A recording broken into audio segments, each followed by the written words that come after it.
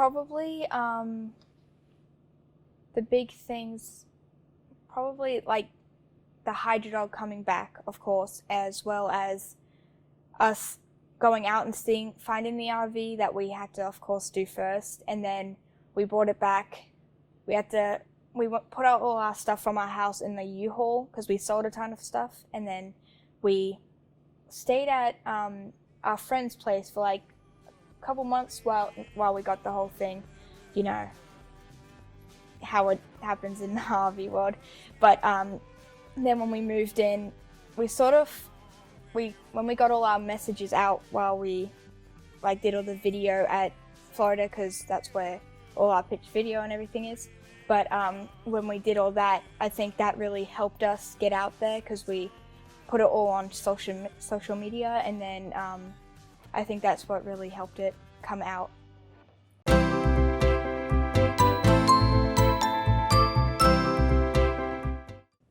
So what we had to do to make it happen is we had to all come together and come up with a solution. So we had to get all of our things that we wanted with us on the tour and the things that we didn't need while we're on the tour, and we put those in storage. But every couple of months we still put more things in storage because we realize we're not using them.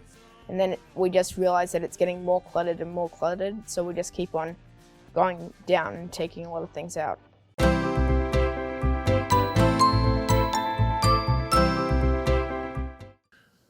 The three biggest things that took place from suggestion to implementation would be obviously moving out of where we were into the RV and getting the RV, making sure the kids were able to do school back in Australia somehow, and then working out what did the tour look like. You know, that in itself, I can't even explain to you when we were doing these events on our own what it took to do that. Just unbelievable. So first piece is working, you know, to transition from the home, the school, going and purchasing the RV. And I still can't believe in this country you can drive a sedan in the morning and then by lunchtime you're driving a 40-foot RV with the same driver's license. Because the sales guy pulls over on the side of the road and said, "All right, bud, you'll go." Went, "What are you talking about? Well, don't you want to see if you like to drive it?" Well, you're the sales guy.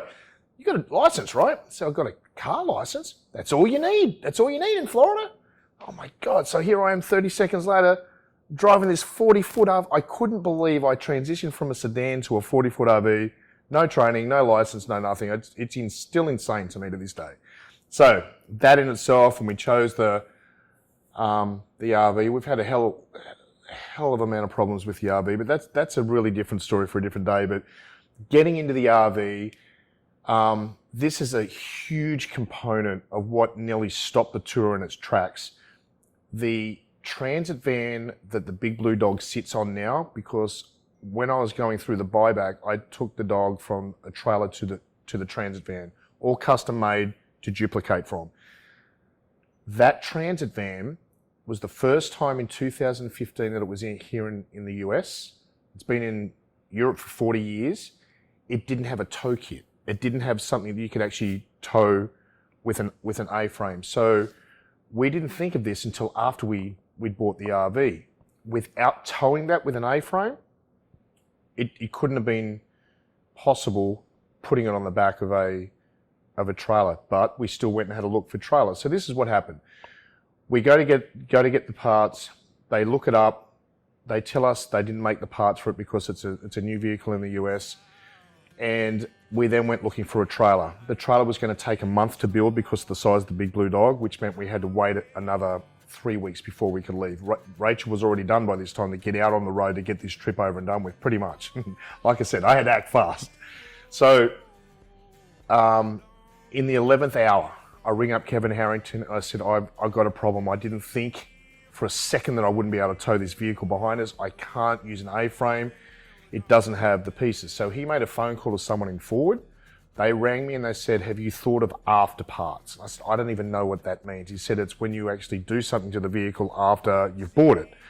So I went back to the place where we bought the RV from, and I said, do you do after parts? I said, yeah, we do. Can you make this? If we can, but it's going to cost you an extra couple of $1,000.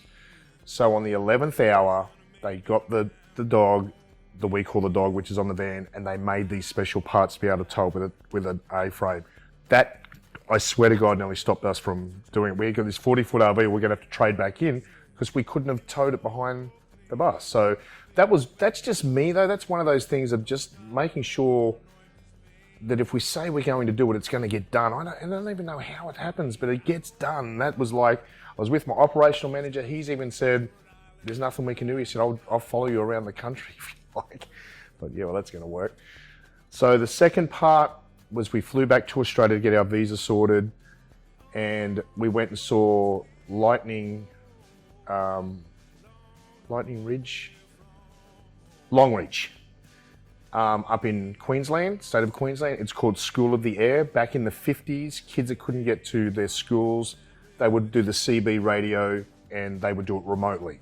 So this program still exists today, and if this wasn't going to work for me, I wasn't going to do the trip either. But I knew it would, because who wouldn't want to have 3 kids that are Australian in America traveling across the country doing school back to their school?